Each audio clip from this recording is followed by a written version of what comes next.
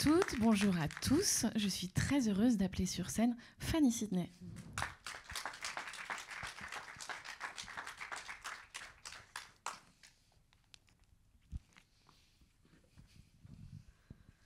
Alors, quelques mots tout d'abord de contexte pour rappeler que nous sommes à Cannes Série et que cette masterclass est organisée dans le cadre d'un partenariat entre Cannes Série et le Lab Femmes de Cinéma. Alors, le Lab Femmes de Cinéma, c'est un think tank qui travaille sur la place des femmes dans le cinéma, mais aussi dans les séries, et qui ne s'intéresse pas d'ailleurs qu'à la problématique des femmes, qui s'intéresse aussi aux problématiques plus globales de représentation derrière l'écran et à l'écran de la diversité. Alors, le lab repose sur 3 piliers. Tout d'abord, on fait chaque année une étude sur la place des réalisatrices en Europe. Et cette étude, elle est assez flippante, à vrai dire, puisqu'elle montre des chiffres qui ne bougent pas tellement. La première chose qu'elle montre, c'est que dans les écoles de cinéma, on a une personne sur 2 qui est une femme. Au moment du premier cours, ce chiffre passe à 1 sur 3. Au moment du premier et deuxième long, on est à 1 sur 4. Et à partir du 3e long et plus, on est à 1 sur 6. Vas-y, je vais pleurer. C'est une évaporation progressive. Par ailleurs, ce que montre cette étude aussi, c'est que en fait, les chiffres partent d'assez bas. C'est-à-dire qu'en moyenne européenne, on tourne autour des 20% de femmes réalisatrices. On a commencé en 2012 à suivre ces statistiques. En 2012, on était autour de 17%. Jusqu'en 2017, on est monté vaillamment à 21%. Et en fait, en 2018, on est redescendu à 19%. Donc non seulement on part de bas, on monte doucement, mais qu'en plus, la montée n'est pas forcément linéaire et surtout, on peut avoir ce qu'on appelle des backlash à certains moments. Voilà, donc du coup, tant que les chiffres ne bougent pas, même si on a l'impression qu'on parle quand même beaucoup des femmes dans le cinéma, on se dit qu'il faut qu'on continue à aborder le sujet et essayer de trouver des solutions. Pour trouver des solutions, ce qu'on fait au Lab aussi, c'est qu'on organise des ateliers en intelligence collective.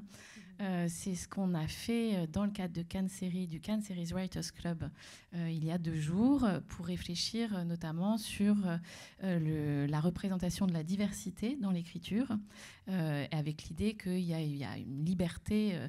Quelle est la liberté que les scénaristes s'octroient, et puis aussi quelle est la responsabilité qu'ils portent par rapport à ce sujet-là. Et puis dernière chose qu'on fait au Lab, c'est qu'on organise des masterclass comme celle d'aujourd'hui, parce qu'on croit que c'est très très important en fait d'avoir des rôles modèles. Les rôles modèles, c'est quoi ? C'est typiquement une Fanny Sidney, c'est-à-dire c'est des gens des femmes qui ont une carrière dans le cinéma et ce sont des femmes dans lesquelles on peut se projeter, on peut se dire elle l'a fait, du coup ça veut dire que ça ouvre des possibles en fait. Donc voilà pourquoi on fait ces masterclass, et on va les compléter aussi par un podcast qui va être lancé ce mois-ci. On vous donnera plus d'informations sur notre site. J'en viens à toi, Fanny, tellement contente de t'avoir ici aujourd'hui, surtout que c'est pas la première fois que tu es à Cannes Série. Je suis un peu une récidiviste. Mais c'est ça, Fanny était dans le jury court-métrage il y a 2 ans. 2 ans, ouais, c'est ça, exactement. Alors, je vais faire une petite présentation de toi. Évidemment, à tout moment, quand je dis une bêtise ou que je suis très incomplète, tu complètes. Voilà, je compte sur toi. Donc, Fanny, tu es actrice, tu es scénariste, oui, et tu es réalisatrice. Oui. Donc, tu commences par prendre des cours de théâtre et notamment, tu es passée par les fameux cours Florent. En 2011, tu intègres la FEMIS, qui est quand même l'école qui vraiment a une très très grande classe, très grande cote. Et là, tu vas dans la filière qui est la plus élitiste, on va dire, qui est la filière réalisation. Pendant ces années d'école, tu écris, tu interprètes et tu réalises plusieurs courts-métrages. Oui. Jusque-là, tout va bien. Donc, si tu es sortie de l'école, en fait, tu pars plutôt quand même du côté du fait d'être comédienne. Tu débutes dans des fictions policières pour la télé. Oui, avant la FEMIS. Ah oui. Oui. Okay. Dès le bac théâtre. D'accord. Ouais. Et bon, on te voit aussi en 2008 dans L'ennemi public numéro 1. Ouais. C'est ça. On te voit ensuite dans Populaire. Oui. Respire. Ouais. Hippocrate. Voilà. Et tu es connue évidemment pour ton rôle de Violette dans la série Hard de Cathy Vernet, qu'on recevait l'année dernière dans ce fauteuil, et qui est aussi une récidiviste, si on peut dire, de Cannes Série. Et puis, bon, évidemment, tu rencontres la consécration, tu rentres dans le cœur et l'affection de millions de spectateurs au travers de ton rôle de Camille dans la série multiprimée 10%. Plus récemment, tu as réalisé les 8 épisodes de la mini-série Jeune et Gaulerie d'Agnès Hurstel. Donc, c'est une création OCS qui, à la fois, reçoit un excellent accueil et de belles récompenses. Tu étais aussi consultante à l'écriture sur le scénario de cette série. Et puis là, aujourd'hui, donc, tu présentes à Cannes Série Brigade Mobile, la mini-série pour Arte, voilà, qui n'est pas encore en ligne, qui va l'être bientôt, courant de l'hiver, on n'a pas encore la date exacte. Fanny, on va d'abord essayer de comprendre qui es-tu. On commence par le commencement. Tu as grandi où et à quel moment, en fait, tu te dis le cinéma, ça me plaît, j'ai bien envie de faire quelque chose là-dedans. Alors, j'ai grandi en banlieue, dans le 92, à Fontenay-aux-Roses, très précisément. Et j'ai aucune idée précise de quand vient cette idée de faire du cinéma. J'ai la sensation que ça a toujours été dans l'air, que ça a toujours été là.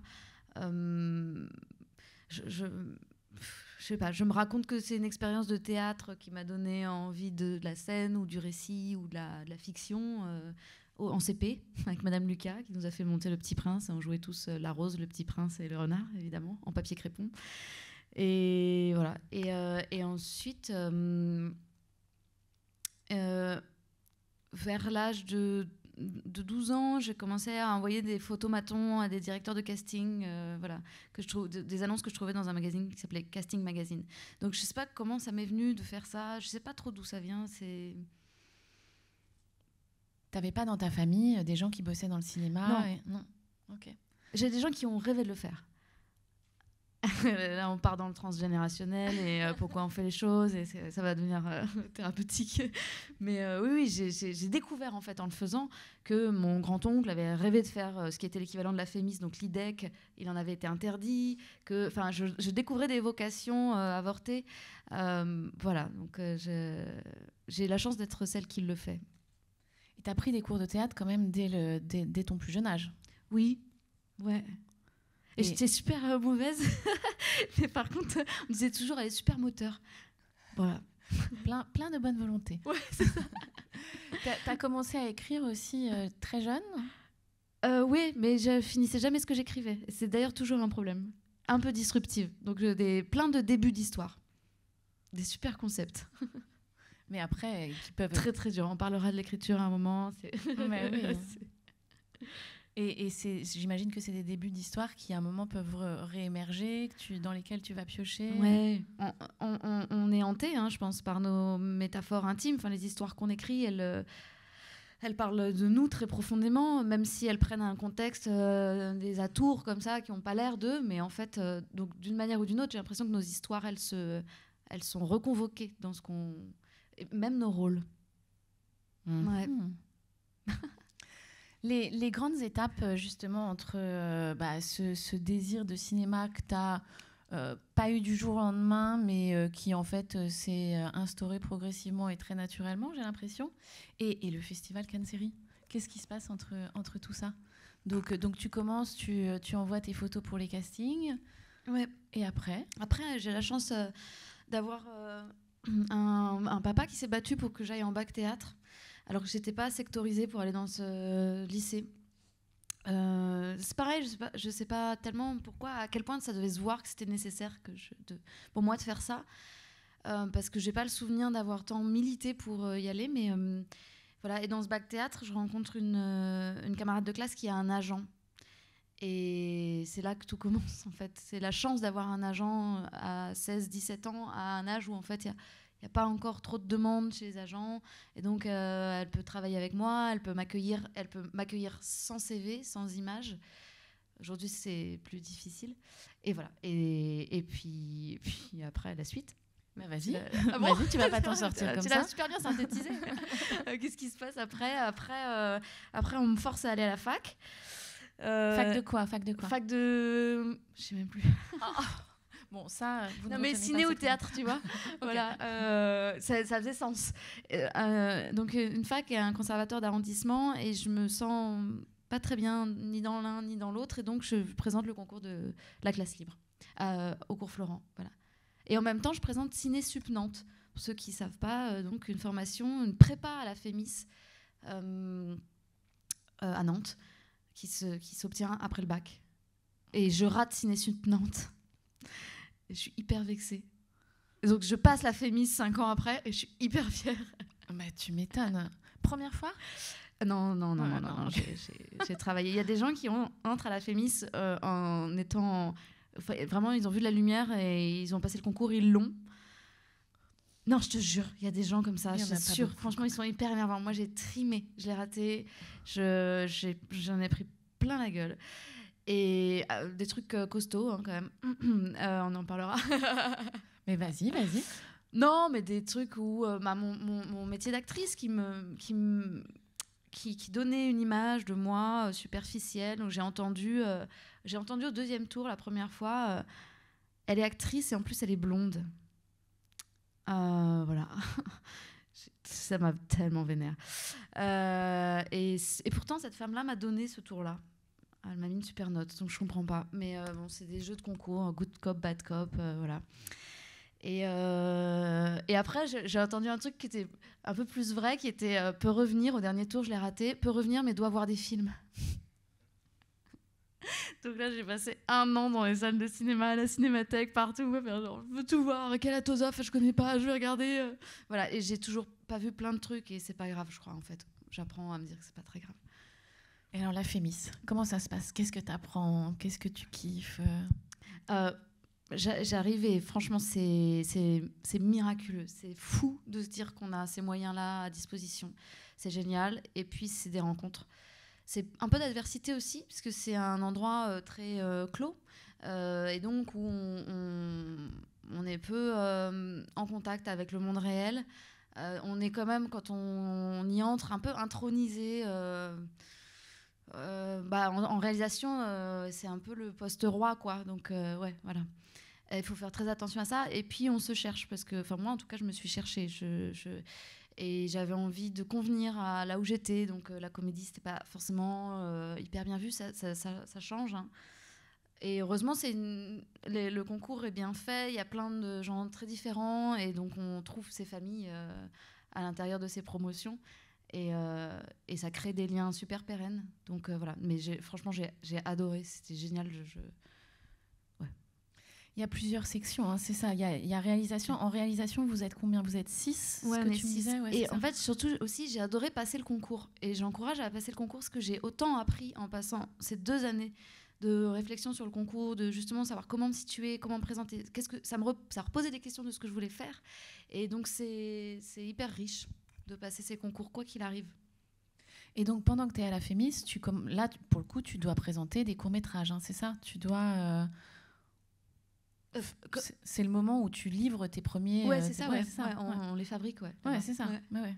Et à ce moment-là, donc au moment où tu es en train d'apprendre en fait, le métier de réalisatrice, tu joues en parallèle. Oui. Ok. Tu fais toujours les deux à la fois, en fait. Oui. C'est quand même la grande constante. Les grandes étapes, du coup, tu sors de la FEMIS, tu as appris à réaliser. C'est quoi, tu dirais, les grandes étapes de ta carrière ? Tu es tellement jeune, hein, j'imagine bien que tu n'as pas eu 1000 étapes. Enfin, tu as quand même déjà eu des grandes étapes. Grandes, je sais pas, mais grandes pour moi. Fondatrice. Je dirais... Déjà, c'est un tout petit truc, mais le rôle avec Cassel dans Mérine, pour moi, c'était... Il y a des petits moments comme ça qui sont pivots, quoi. Tu crantes. Ouais, exactement, je crante. Ouais, c'est ça. Il y a la classe libre, je pense, le rôle dans Mérine. Après, il y a Hard. Ensuite, il y a Avignon aussi, super formateur. 2 ans d'Avignon off à emmener une troupe en autoprod. Et hyper dur. Et en même temps, Enfin, c'est ça qui m'a donné envie de passer la Fémis, en fait. Je me suis dit, oh là là, il faut que je me repose. Il me faut un cadre pour créer sans être immédiatement projeté dans une industrie, dans un marché, pour essayer des choses, voilà. Mais ceci dit, ce qui était super génial avec le fait de présenter une pièce à Avignon, c'était que tous les soirs, je pouvais comprendre ce qu'était la mécanique d'une blague, de pourquoi elle marchait pas. On essayait de la changer, ça marchait mieux, ça marchait moins bien. Enfin, c'était super. Ce réglage-là, il est assez génial. Voilà. Il faut que je continue sur l'écran. Non, c'est ouvert. C'est ton moment. Je sais plus. Voilà. Non, mais après, que des trucs cool en fait. Non, il y a des trucs pas cool aussi, mais on les oublie. Non, après, tu as aussi, j'imagine, l'accession à la notoriété avec 10%. Ouais. Et ça, t'as pas envie d'en parler, par exemple? Si, mais... si, moi j'ai eu très, très, très, très peur, en fait, quand j'ai commencé 10%, mais peur. Hein. Et aujourd'hui, j'accepte de le dire. Au départ, j'étais très, très mal à l'aise avec ça. Je croyais qu'il fallait le cacher. Moi, je pense que c'est nécessaire de le dire et qu'on se le dise. En fait, on a le droit. C'est énormément de kiff, de bonheur, de plaisir. Ça peut être aussi un peu de souffrance.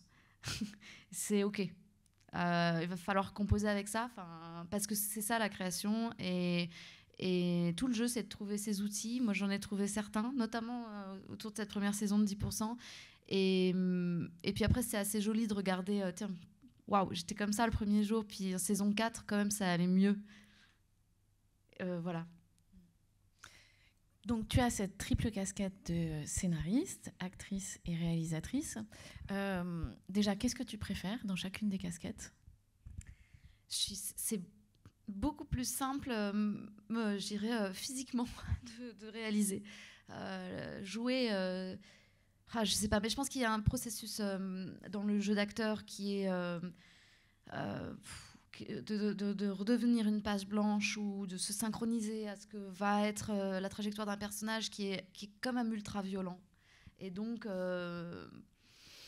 physiquement, ça me tourmente plus. Et en même temps, ce tourment-là, il crée des expériences extrêmement puissantes. Donc mais c'est un peu comme dans 10%, il y a une scène comme ça avec Sandrine Kiberlin. C'est ça, je me trompe, Assad? Tu sais, quand elle dit qu'elle dit genre j'ai envie de mourir. Non mais j'adore ça, j'ai envie d'y aller. Elle est juste avant d'entrer sur scène et vraiment elle veut mourir, elle veut y aller, elle veut mourir, elle veut y aller. Voilà. J'ai tout le temps l'impression que c'est la dernière fois que je vais jouer quand je vais jouer. Ce n'est pas le cas quand je réalise, c'est plus tranquille. Donc j'aime bien les deux. Et quand t'écris? Et quand j'écris, c'est autre chose. Ce que je découvre de l'écriture, et ce avec quoi j'ai mis du temps, j'ai mis du temps à l'accepter, c'est de la sédimentation. Il faut arrêter avec cette idée du geste créateur qui surgit de soi et qui est valable. L'écriture, ça ne peut pas fonctionner comme ça. Très rarement. Il faut y retourner. Ça va être très mauvais très longtemps. Et il faut y retourner. Plus c'est collectif, plus c'est intéressant, je crois. Et voilà. Après, mon état quand j'écris, il varie.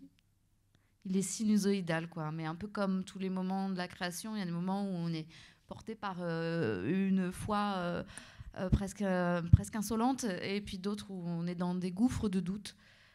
Et quand ces gouffres de doute arrivent, il faut les reconnaître. Moi, en tout cas, j'apprends à les reconnaître et à me dire c'est normal et c'est même fertile. Ce qui est hallucinant, c'est que en fait, pour chacune de ces casquettes, c'est une énergie totalement distincte qui est demandée. En fait, c'est-à-dire de l'écriture où tu es dans la solitude jusqu'à la réalisation. Comment tu définis quand tu es justement derrière la caméra? C'est quoi ton rôle en fait? Je peux répondre à un truc avant que tu n'aies pas posé une question. Absolument. Non, parce qu'en fait, l'écriture, en vérité, elle passe par mon corps quand j'écris. Donc, en fait, je suis presque dans une énergie de jeu. J'ai mon casque à fond, je pense que je vais être sourde très vite. Et j'écris en vivant les scènes. En transe, quoi. En transe, ouais. exactement. Ouais, c'est ça, c'est le mot. Et donc, du coup, tu me demandais? Non, mais du coup, ça me donne pardon. Moi aussi, du coup, je vais rebondir. Ils se répondent, en fait, du coup, ces trois casquettes, ces trois rôles. Ouais. C'est ça. Oui, bon, ils se répondent dans ce qui m'apporte de compréhension de la fabrication des objets. Puisque glisser d'un poste à l'autre, c'est hyper intéressant. On comprend énormément de choses quand on réalise sur ce qui sera une bonne disposition d'acteur, notamment par exemple le fait d'apporter de la variation au montage et pas de performer, mais de se dire ça va plus être intéressant que je permette au réalisateur d'ouvrir des chemins au montage. Donc c'est pas la peine de faire 20 fois la même chose, quoi. Ou 20 fois bien la même chose. Sortir du souci de bien faire. Quand on s'aperçoit que parfois on monte des choses qui sont arrivées avant le clap, avant le action. Juste un regard de l'acteur, tiens là, juste après que la maquilleuse soit passée, en fait c'est exactement ça que je cherchais. Donc ça apporte un lâcher prise. Voilà. Et donc, et de la même manière, cette circulation-là, elle permet de comprendre aussi qu'on n'est pas tout seul quand on joue notamment, que chacun a son stress, sa responsabilité, celui du réalisateur, la réalisatrice. Voilà.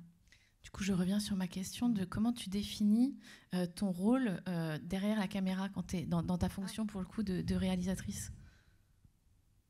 Comment tu l'expliques ? C'est de la maïeutique. Faut accompagner pour faire éclore quelque chose. Donc la maïeutique, petite précision quand même sémantique sur le fait que c'est la notion de faire accoucher les esprits, c'est ça ? Ouais, c'est terme socratique, s'il vous plaît. Ouais. Chef d'orchestre ? Je sais pas, parce que je sais pas ce que c'est qu'un chef d'orchestre. Enfin, tu vois, je me dis, est-ce que c'est ça ? Peut-être.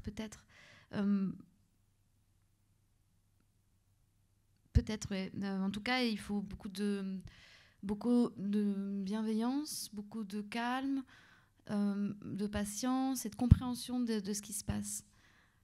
Et ça aide un peu d'être actrice, par exemple, dans ces moments-là. Parce que j'ai compris qu'en fait, on dit toujours les acteurs, ils sont chiants et tout, ils sont relous. Non, il n'y a pas d'acteurs chiants, il y a que des acteurs ou des actrices qui ont peur. Et quand on comprend ça, on est un peu plus OK avec des comportements relous en tournage. Les petits caprices, les petites choses. Et en fait, c'est une telle exposition de jouer, d'embrasser cet endroit-là, de donner ça de soi, d'aller chercher ça en soi, de le montrer, de l'exposer. Et le moment du tournage, il est très particulier parce qu'on l'expose sans être sûr que cette matière-là, qui est intime, elle soit bien reçue, sans être sûr que ça soit la bonne... que ça soit le bon... Enfin, sans être sûr qu'en fait, en face, on va pas se prendre un « non, c'est nul, tu refais ». Mais c'est à soi, en fait, c'est sincère. Donc moi, j'ai beaucoup de précautions avec ça. Enfin, j'espère que j'en ai pour les actrices et les acteurs avec qui je travaille, j'espère que l'on ait. Pourquoi tu fais des séries ? Est-ce que c'est une manière de prendre la parole ? Peut-être. Non, les récits réalisés, c'est sûr. C'est une manière de prendre la parole. Presque même de la récupérer après des expériences où on est muselé, où c'est difficile de faire entendre des choses, de faire le pas de côté. Donc c'est absolument nécessaire. Les séries, c'est parce que j'ai eu peur de faire du long métrage. Et je me suis dit qui peut le plus, peut le moins. Et maintenant, je suis très détendue avec l'idée d'un long métrage, ça me paraît vraiment ridicule. C'est ça. Tu penses que la fiction peut avoir un impact sur la société ? Ouais, évidemment. Développe. Non, je sais pas. Déjà parce que c'est ce dont tu parlais tout à l'heure, c'est la création de modèles, de personnages qui peut être modélisant. C'est une identification très forte. Donc, en fait, ce qu'on voit peut se généraliser, peut-être même de manière très inconsciente. Mais se dire, tiens, ce personnage, il a eu cette audace-là, cette injustice-là, il ne l'a pas laissé passer. Parfois, on se sent héroïque comme un enfant après avoir vu Aladdin et on se dit, je vais faire pareil. Parfois, c'est beaucoup plus inconscient, mais c'est opérant. Ça, j'y crois très fort. C'est de la suggestion, hein, c'est presque hypnotique, hein, les fictions. Donc, il faut faire attention à ce qu'on en fait. C'est de la manipulation. À ce qu'on regarde. Et à ce qu'on regarde, évidemment. Oui, bien sûr, toujours voir... Ouais, bah oui. Si tu avais une baguette magique, qu'est-ce que tu changerais dans ton secteur ? J'aimerais bien en finir avec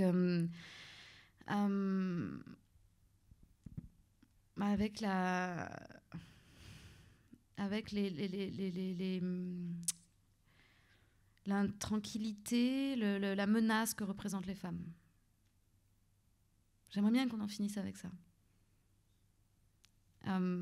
J'ai l'impression qu'il y a encore quelque chose qui est très inquiétant. Pas pour tout le monde, évidemment, et ça bouge énormément, et il faut vraiment le regarder de ce côté-là, parce que sinon c'est accablant. Mais ces endroits-là où ça continue d'exister, je parlais d'être un peu muselé ou d'être cantonné à des fonctions, des rôles, en fait, j'aimerais juste que le dialogue s'ouvre dans ces moments-là. Pas forcément de dire j'ai raison, c'est moi qui suis woke et toi t'es pas woke. Juste, tiens, vas-y, viens, on réfléchit ensemble. Pourquoi moi je ressens cette chose-là comme ça, très violemment ? Pourquoi caractériser mon personnage de manière uniquement physique, la rajeunir pour qu'elle soit sexy, ou que le personnage masculin, qu'on comprenne bien pourquoi le personnage masculin tombe amoureux d'elle, pourquoi ça me pose souci, pourquoi ça me violente, pourquoi, juste que cette expérience vécue avec laquelle on vient et on raconte des histoires, il soit pris en compte et il ne crée pas parfois des mécanismes de défense qui deviennent très offensifs et où là ça devient vraiment compliqué. Gisèle, à la limite, disait on n'est pas féministe, on le devient. Est-ce que toi, justement, tu te dis féministe ? Et si oui, comment l'es-tu devenue ? Mais moi, j'ai même été misogyne, en fait. Moi, j'ai fait du football. Et faut que tu nous le montres, ce t-shirt, quand même. À un moment, il va falloir... voilà. FC Club Vissou, spécial Octobre Rose. Donc, on peut acheter les maillots et il y a 10 € qui sont revendus pour la lutte contre le cancer du sein. Voilà. Et donc, du coup... j'ai fait du foot, j'ai voulu jouer le jeu des garçons et me défaire de ce sexe faible là qui me tirait vers le bas en fait. Rester avec les filles, elles étaient tellement critiquées, elles étaient tellement mal vues, elles étaient tellement superficielles et tout que je les méprisais. Et j'avais une maman très très féministe et je trouvais ça naze le féministe. J'étais là genre waouh, elle est chiante au dîner, franchement elle fout une sale ambiance, c'est relou. Et puis en fait c'est progressivement que je le suis devenue, comme une sorte c'est un petit poison, hein, le sexisme et les injustices sociales. C'est-à-dire qu'en fait, il y a un moment, c'est de la radioactivité. Il y a un moment, le corps ne le supporte plus. On l'ingère comme ça, progressivement, sans même le conscientiser, sans même s'apercevoir que c'est pas OK, quoi. C'est vraiment pas OK. C'est pas OK, moi, à 16 ans, de me faire emmener dans les bois par un réalisateur de 78 ans et qui m'explique qu'il est amoureux de moi et qu'il faut que je comprenne un réalisateur, quand il choisit son actrice, c'est qu'il est amoureux d'elle et que j'ai pas le droit de sortir avec un autre acteur sur le tournage. Donc déjà, OK, donc rien qui va, quoi. Mais j'ai 16 ans et j'ai pas appris encore que c'est vraiment, ça va pas du tout. On va sortir de ce bois et puis on va finir par en parler parce que c'est... On se dit quand on commence, OK, d'accord, c'est ça les règles de ce métier, d'accord, OK. Et voilà, ouais, voilà. J'arrive à l'étape de la colère, là. Et c'est aussi il faut réussir à la transformer. Et ça, c'est ce que me permettent aussi les fictions, c'est de créer du recadrage par l'humour. D'autres possibilités avec de l'humour, parce que sinon c'est sclérosé, quoi. Tes grands modèles d'inspiration, notamment féminins, c'est qui ? Justement, j'en ai pas eu beaucoup. Je me suis aperçue que je rêvais tout au masculin. Mais dès que même en faisant du football, hein, aujourd'hui encore, on me surnomme Zizou. Merde. C'est quand même, ça veut dire que tu joues bien quand même. Non. Quelle prétentieuse. C'est Bad incroyable. Zizou. Fake Zizou. Non, je suis très mauvaise au foot en plus. Mais non, mais je disais, il y a au moins Henri. Ça laisse l'ambiguïté. Il y a Amandine Henry, Thierry Henry, au moins on ne sait pas. mes modèles féminins, voilà, ce silence, il veut tout dire, quoi. C'est chaud, hein, quand même. Dernièrement, il y a évidemment Phoebe Waller-Bridge. Il y a Lena Dunham, il y a quelques années. Phoebe Waller-Bridge qui a fait Fleabag, qui était venue à Cannes Série, d'ailleurs en année 2, je crois. Ah ouais, trop chic. Voilà, après, Niki de Saint-Phal, évidemment. Enfin, il y a... Et je crois qu'en fait, c'est ma mère, hein, mon plus grand modèle féminin. Mais parce qu'elle, elle était en avance, elle réfléchissait déjà à ces questions. Et donc, elle m'apportait elle me parlait déjà d'Alice Guy. Elle me disait, tu te rends compte, Fanny, cette femme a inventé le cinéma, lis ça. Et elle m'offrait les livres et je ne les lisais pas. Parce qu'il valait mieux savoir parler de Méliès au concours que d'Alice Guy. J'exagère un peu, mais Alice Guy a une petite salle à la Fémis. Le fait que tu sois une femme a une incidence sur la façon dont tu écris, dont tu réalises, dont tu travailles? Probablement, mais parce que je suis conditionnée. Parce qu'on n'a pas arrêté de me répéter, fais des trucs girly, c'est ça, ouais, super, on adore ton énergie girly et tout. Et du coup, je me suis dit, c'est ça mon identité. Et aujourd'hui, je me dis, non, attends, moi j'aimerais bien faire des cascades aussi quand même. J'aimerais bien faire de la bagarre quand même. Ça serait cool. Donc oui, parce que j'y ai cru, mais en fait, je pense que, je sais pas... il y a cette idée très bien décrite par Iris Bray dans Female Gaze, le regard féminin. Là, tu veux développer le concept? Tu le fais très très bien. Ouais, tu crois que je vais réussir à le synthétiser, à bien le vulgariser? Non, mais c'est l'idée que nos images sont conditionnées et conditionnent nos désirs, conditionnent notre pensée, conditionnent nos fonctionnements. Voilà. Et donc, par exemple, quand on regarde les rapports de force dans la mise en scène du désir, le male gaze, ça va toujours être un sujet qui est regardé à son insu. Donc ça s'appelle la scopophilie, c'est regarder par le trou d'une serrure une femme nue. Peut-être le morcellement des corps, par exemple. Et quand on commence à lire ce bouquin, il est franchement génial. Je le recommande à tout le monde parce que... je vois des oui. Yes.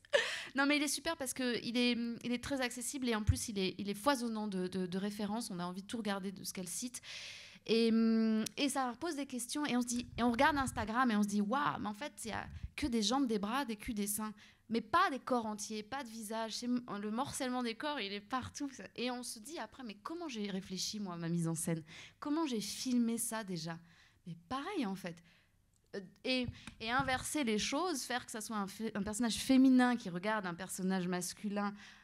Mais si c'est avec du male gaze, c'est pas non plus forcément réussi. Ce que je veux dire, c'est que le male gaze, c'est pas genre les hommes filment comme ça, les femmes filment comme ça. Il y a des femmes qui filment avec les codes du male gaze et des hommes qui filment avec les codes du female gaze. On dit d'ailleurs que, par exemple, Titanic, qui a un réalisateur qui est totalement un homme, et n'est pas du tout male gaze pour le coup.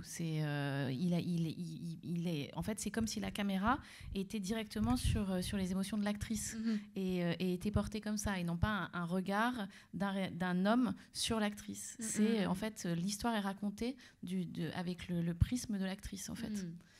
Et Iris Bray est venue aussi à animer aussi une masterclass qui était assez incroyable avec Diana Rigg il y a quelques années aussi. L'univers sériel, est-ce qu'il te semble plus accessible que le cinéma? Enfin, c'est ce que tu disais tout à l'heure. Pour toi, c'est... Mais parce que moi, je venais du court-métrage à la Fémis. Donc faire 10 fois des courts-métrages, 10 fois 10 minutes ou 10 fois 20 minutes, ça me paraissait plus facile qu'un récit d'1h30. En tant que scénariste et réalisatrice, est-ce que tu as l'impression que tu es d'une certaine manière chargée d'une mission? Oui, mais c'est pour ça que c'est très violent en fait quand on m'empêche de le faire. Et quand on me dit que je vais porter des talons hauts et courir à moitié nue pour me faire sauver par le personnage masculin et que j'en ai marre de ces récits de contes de fées, que j'aimerais bien que les choses changent. Aussi pour les... Enfin, moi j'ai 2 filles en fait, aussi pour mes filles, quoi, qu'elles aient d'autres... voilà. Et... Attends, qu'est-ce que c'était que tu m'as demandé quoi? Non, la question c'était la mission. Est-ce que... Ah oui, c'est ça. Et du coup, ça touche à ma mission en fait, quand je prends un refus catégorique d'échanger, d'y réfléchir, de regarder le pas de côté, la nuance. Au moins d'y réfléchir. Hein. Je dis pas forcément de le faire. Je suis pas là du tout pour obliger qui que ce soit à faire quoi que ce soit. Donc je me sens super missionnée. En fait, mais c'est pas missionnée parce que c'est un grand mot mais je me sens responsable. J'ai des outils de vulgarisation, j'ai des outils qui permettent d'embrasser un large public, j'ai des outils à portée de main. On est responsable de ce qu'on raconte. Pour moi, c'est voilà. Donc oui, ça me violente quand je me dis mince, je porte un récit qui est pas tout à fait ok avec mes valeurs et en même temps, c'est pas encore l'heure en fait. C'est trop tôt. Et puis il faut y aller parce que peut-être qu'à l'endroit où je suis, la petite nuance que je vais apporter, elle sera déjà une petite avancée. Donc c'est comme ça que je le vois. Ouais. Est-ce que tu dirais que tu es dans une démarche de déconstruction ? Ouais, c'est marrant, j'ai une copine qui m'a dit oui, j'ai parlé à une autre copine, elle est super déconstruite. c'est pas joli. Ouais, mais franchement, déconstruite, on n'a pas envie d'être déconstruite. Non, mais je veux dire, par exemple, dans Brigade Mobile, est-ce que derrière tes personnages, tu as une volonté d'apporter quelque chose, en fait, des récits qu'on n'a pas eu jusqu'à maintenant, quoi. Ce qui est marrant, c'est qu'on me demande toujours pourquoi 2 gendarmes femmes et que, en fait, c'est là où je me dis c'est sain. C'est que je ne me suis pas posé la question. Et quand on ne se posera plus la question, ça ira. Je ne me suis pas posé la question. Je ne me suis pas dit pourquoi des femmes, faudra que je le justifie et tout. J'ai jamais de réponse à cette question quand on me le demande. Donc, ouais. Et je ne suis pas toujours dans un militantisme à outrance. Mais par contre, j'essaie de re-questionner quand même ce que ça... En fait, parfois, on écrit, et justement, avec nos conditionnements, on écrit des choses qui ne sont pas forcément toujours OK. Dans l'expérience de Jeanne Gaulery, on a eu ça aussi, de se dire, attends, en fait, au final, si on prend un peu de recul, c'est chaud, en fait, ça va pas, c'est pas très émancipateur, ou c'est pas... qu'est-ce qu'on raconte, là ? Et donc, et on ne s'est pas aperçu qu'on était chargé de tout ça. Et c'est peut-être ça, ce regard-là, cette espèce de pour aboutir toujours à... Voilà. Et puis j'aime bien l'ambivalence aussi, donc c'est pas forcément d'être que dans du discours unilatéral. On a pas mal de jeunes dans la salle. Quels conseils tu pourrais donner à des jeunes qui ont envie de passer derrière la caméra ? Faites. Ça peut être faites et tout le temps. Dans le sens où ça peut être... c'est mon expérience, hein, chacun le vit comme... Mais ça peut être aussi très écrasant tout d'un coup d'avoir les moyens.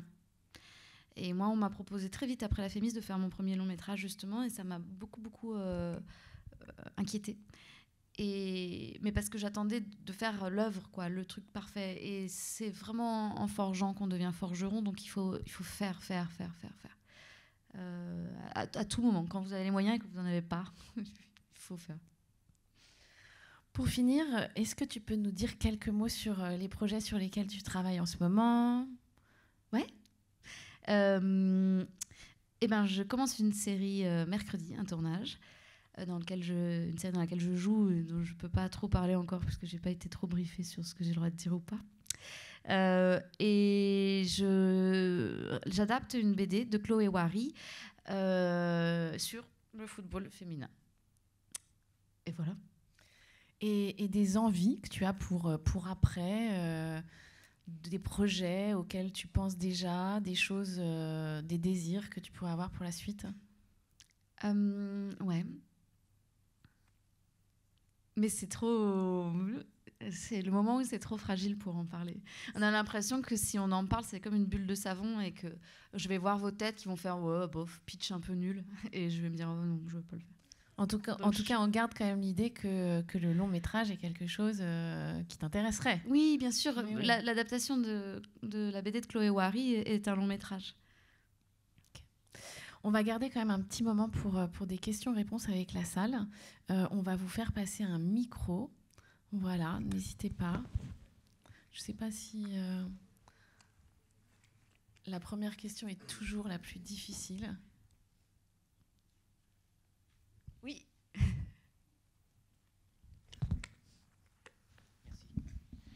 Bonjour.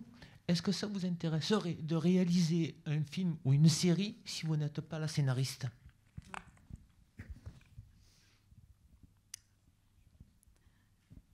Plus maintenant. Je pense que j'ai besoin d'avoir un rapport très fort avec l'écriture. Aujourd'hui, je ne sais pas si j'ai... En tout cas, pour l'instant, peut-être qu'à un moment, j'en aurai marre, mais pour l'instant, je n'ai pas envie de faire ce qu'on appelle une commande, avec un texte préexistant ou en tout cas sur lequel on ne peut pas intervenir.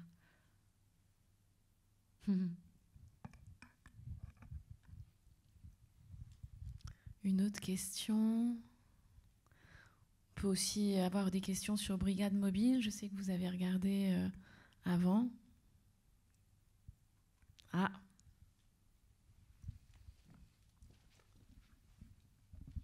Bonjour, du coup, j'avais une question. En fait, quand j'ai vu Brigade Mobile, ça m'a beaucoup fait penser aux sitcoms un peu américains, genre The Office, Superstore. Est-ce que c'était voulu ou est-ce que ça serait des inspirations ou pas du tout? Oui, je suis fan de Parks and Rec. Et c'était la grande référence pour le personnage d'Audrey et aussi le comeback de Lisa Kudrow avec ce personnage qui a un orgueil démesuré et qui adore être regardé et qui malheureusement est vu aussi dans tous ces moments d'humiliation. Voilà. Ouais. Et puis ça c'est pour le binge-watching d'après, mais Documentary Now aussi m'a beaucoup inspiré. C'est super format, super série sur des documentaires, c'est du faux documentaire qui s'inspire de documentaires réels. Et donc en fait, ce qui est génial, c'est que déjà, c'est super bien écrit. On se prend des blocs d'émotions en 15 minutes. Et en plus, ça donne envie d'aller voir l'original. C'est pas mal. Ou de faire croire qu'on a vu l'original. Moi, j'ai une question qui est liée à Cannes Série. Tu es venue il y a 2 ans en tant que juré. C'est quoi les émotions qu'on a quand on est juré comme ça d'un festival? C'est fou parce que c'est vraiment un feu d'artifice et ça met une petite pression, franchement. Quand on est créateur ou créatrice, il y a ce petit truc de genre waouh, mais surtout sur les formats courts. Mais ce qu'ils ont fait avec que dalle. C'était émerveillant. C'était génial. Et en même temps, je me suis dit, vas-y, il faut que j'aille écrire, là, vite. Pression, en effet. Ouais, est-ce qu'il y a une petite dernière question? On a encore le temps pour une dernière question.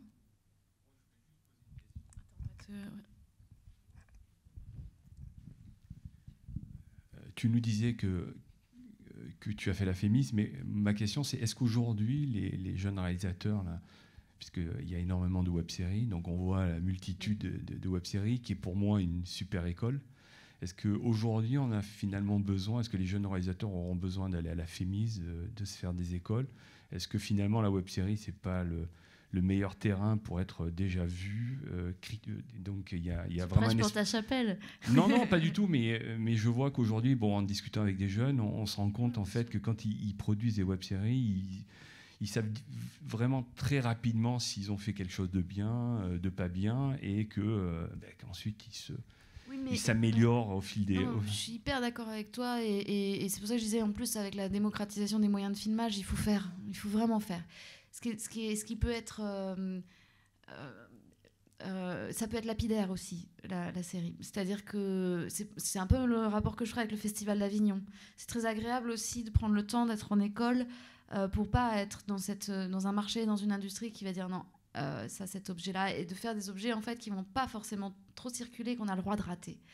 Après, on peut se dire aussi qu'on a le droit de rater tout le temps et que c'est ok, et que voilà. Mais donc, je pense que les deux se valent vachement, et puis il faut pas se leurrer en fait. Finalement, dans les écoles, on apprend en faisant. On fait en fait, donc on n'a pas de cours théoriques et magistraux sur comment faire. Voilà, ce qui est chouette, c'est que ça va créer des rencontres, mais on peut les faire autrement. Peut-être créer aussi des compréhensions de ce que sont ces métiers.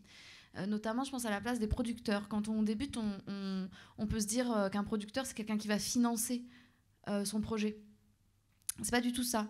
C'est quelqu'un qui va accompagner l'écriture Et donc un producteur, il faut réfléchir à quelqu'un qui a une communauté de pensée voilà, avec vous pour développer l'écriture, et à partir de là, il va partir et chercher des financements. Mais voilà, donc ça, moi, c'est quelque chose que j'ai découvert à la Fémis aussi. Je ne l'aurais pas forcément su. Je l'ai expérimenté comme ça parce que la Fémis se veut être représentative de l'expérience professionnelle. Ouais, franchement, tout se vaut. On est arrivé au terme de cette discussion. Merci infiniment, Fanny. Merci, Fabienne. Tellement intéressant C'était trop chouette. de t'écouter et puis surtout d'imaginer la suite qu'on te souhaite vraiment avec plein de beaux projets et de belles aventures. Merci beaucoup. Merci. Et merci pour cet espace de parole. Ça fait vraiment du bien. Tu reviens quand tu veux. Merci beaucoup. Merci.